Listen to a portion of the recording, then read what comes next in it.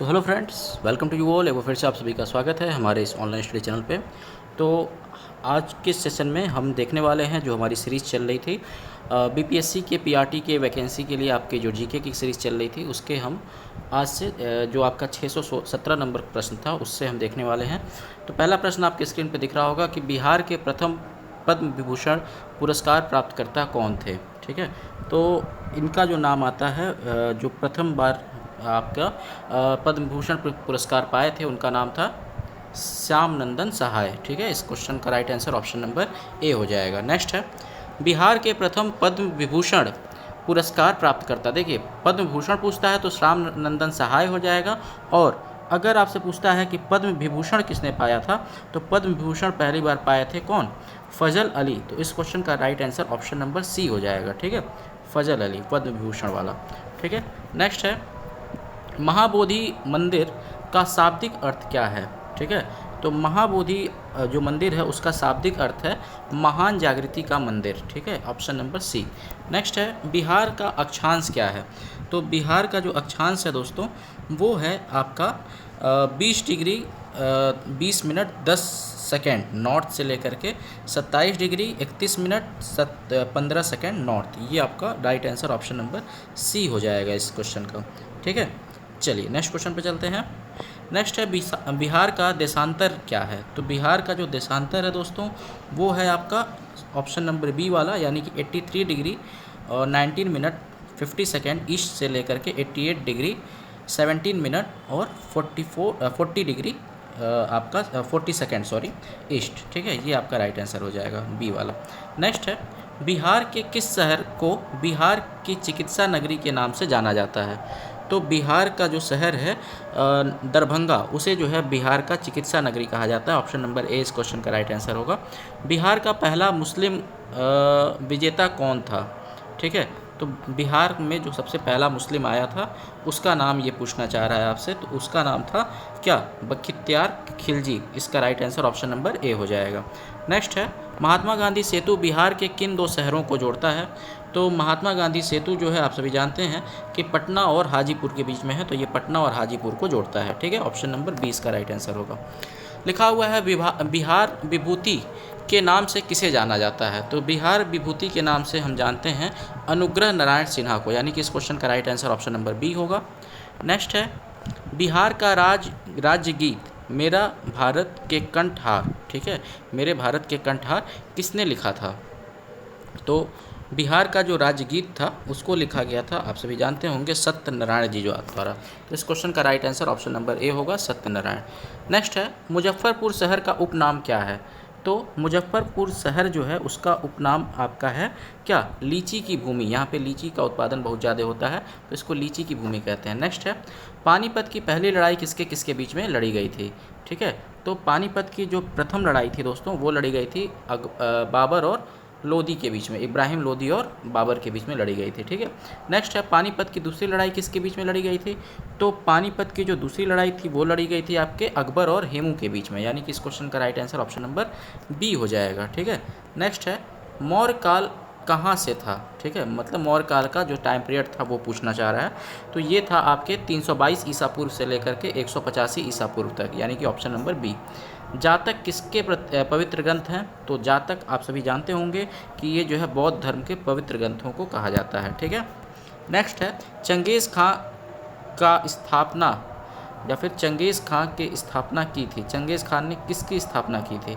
तो आप जानते हैं दोस्तों कि चंगेज़ खान जो था वो मंगोल हुआ करता था। ठीक है, और ये जो मतलब आप कह सकते हैं जो मुग़ल वंश था, मुग़ल वंश जो है के जो मतलब कहा जाए कि मुग़ल वंश के पिता जो लोग थे वो चंगेज़ खां के मतलब साइड्स के थे, और इनकी जो माता थी वो तैमूर के साइड के थी। ठीक है, तो कहने का मतलब कि जो पिता थे इसके वो मंगोल थे, तो इसका राइट आंसर हो जाएगा कि चंगेज़ खान जो था वो मंगोल था। ठीक है, लेकिन ऐसा कुछ था कि मतलब ये लोग जो थे मतलब मुग़ल लोग वो अपने आप को तैमूर का वंशज मानते थे, मतलब माता के साइड को बोलते थे, पिता के साइड को इसलिए नहीं बोलते थे क्योंकि आप जानते होंगे चंगेज़ खान का जो जिक्र आता है वो बहुत ही क्रूर शासक के रूप में आता है और ये बहुत लोगों का हत्यारा था, इस कारण से इसको नहीं बोला जाता है।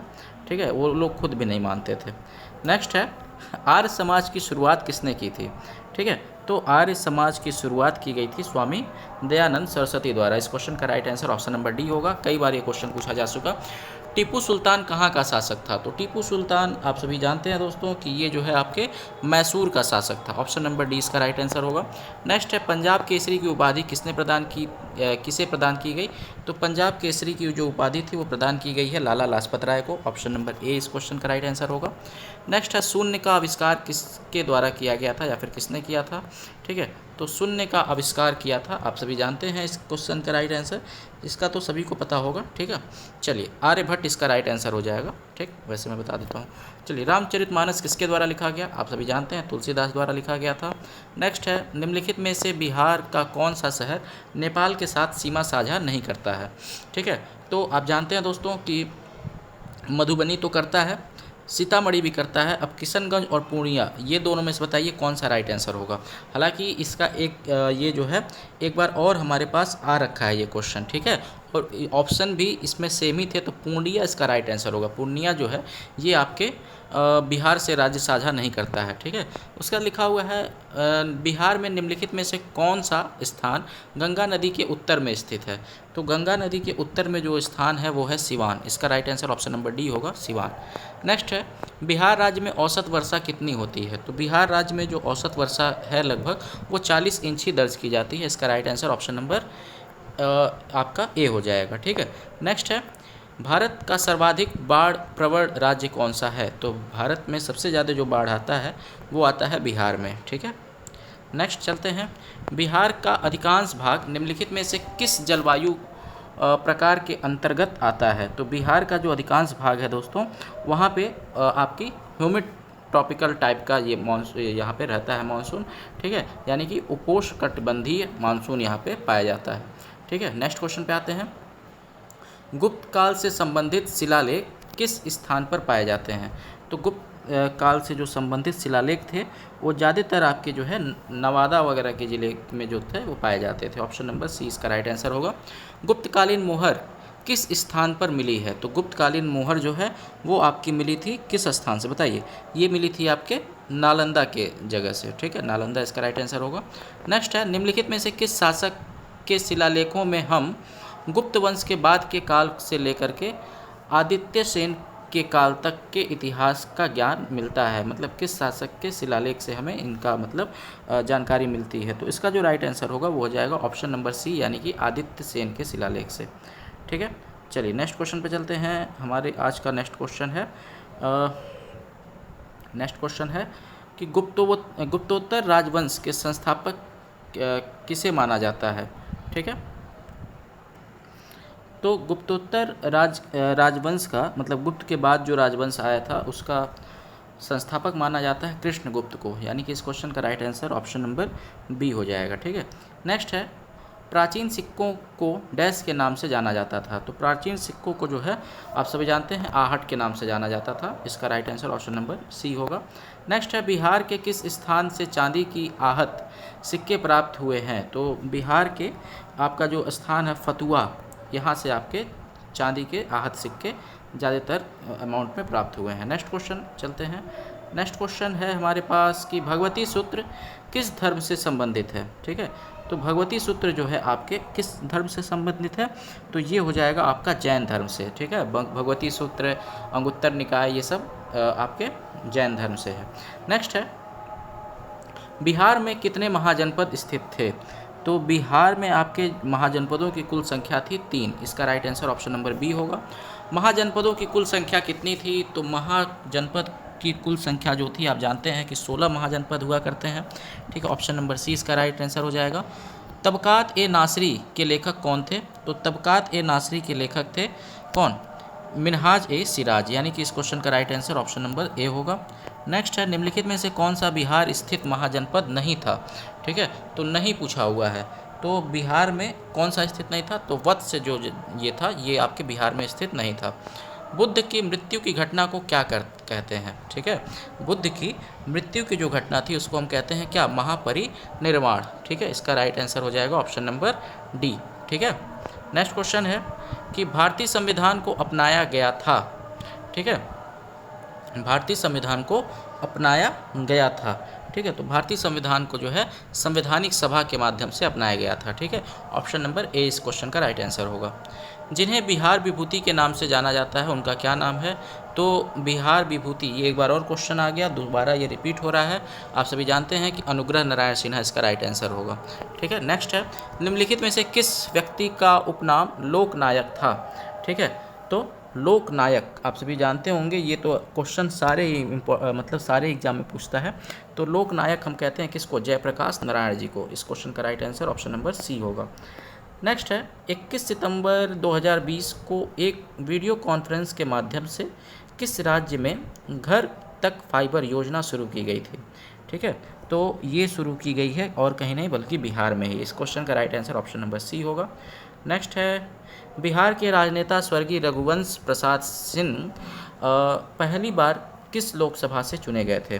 तो रघुवंश प्रताप सिंह या फिर रघुवंश प्रसाद सिंह जो थे, ये आपके चुने गए थे आपके 11वीं लोकसभा में। ठीक है, नेक्स्ट है, नील दर्पण नामक प्रसिद्ध नाटक जिसमें नील किसानों पर अत्याचार प्रदर्शित किया गया है, वो किसने लिखा था? ठीक है, तो ये जो नील दर्पण था वो लिखा गया था आपके दीनबंधु मित्रा द्वारा, यानी कि इस क्वेश्चन का right answer option number D हो जाएगा। नेक्स्ट है, निम्नलिखित में से कौन सा नागरिक का मौलिक कर्तव्य नहीं है? मौलिक कर्तव्य नहीं है तो संविधान का सम्मान, राष्ट्रध्वज का सम्मान। ठीक है, और इसके साथ साथ जो आपका नेक्स्ट ऑप्शन लिखा हुआ है वो आइए देख लेते हैं। तो यहाँ पे तो दोनों लग रहा है, राष्ट्रगान का सम्मान भी है, सरकार के प्रति सम्मान, ये कोई मौलिक धर्म या फिर मौलिक कर्तव्य नहीं है। ठीक है, नेक्स्ट है, किस अधिनियम ने 1800 आपका 1859 लिखा हुआ है ये। ठीक है, तो 1859 में लॉर्ड कैनिंग द्वारा शुरू की गई पोर्टफोलियो प्रणाली को मान्यता दी थी। ठीक है, तो ये दी थी कौन से अधिनियम ने? तो भारतीय परिषदीय अधिनियम 1861 ने। ठीक है, नेक्स्ट है कि कौन सा अनुच्छेद भारतीय संविधान के तहत किसी व्यक्ति के विदेश यात्रा के अधिकार की रक्षा करता है?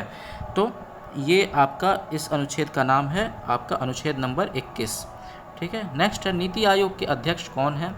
तो नीति आयोग का अध्यक्ष आप सभी जानते हैं दोस्तों कि भारत का प्रधानमंत्री होता है। तो इस क्वेश्चन का right answer option number C हो जाएगा।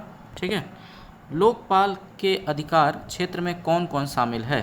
तो लोकपाल के अधिकार क्षेत्र में आपके सभी लोग शामिल हैं जो यहाँ पे लिखे हुए हैं, यानी कि प्राइम मिनिस्टर, मिनिस्टर और parliament, member of parliament, MP कह सकते हैं आप। ठीक है, सासाराम के चंदनपुर पहाड़ी में अशोक काल से संबंधित डैश प्राप्त हुए, क्या प्राप्त हुए यहाँ से? तो इसका जो राइट आंसर होगा वो हो जाएगा आपका लघु शिलालेख, छोटे छोटे रॉक एडिक्ट्स प्राप्त हुए थे, तो ये इसका राइट आंसर हो जाएगा। ठीक है, तो 666 नंबर तक के क्वेश्चंस को हमने देख लिया और 617 से 666 क्वेश्चंस तक हमने देख लिया। आशा करते हैं दोस्तों कि आपको ये वीडियो सेशन पसंद आया होगा। वीडियो सेशन को लाइक कीजिएगा, साथ ही साथ चैनल को सब्सक्राइब कीजिएगा और बेल आइकन दबाइएगा। धन्यवाद।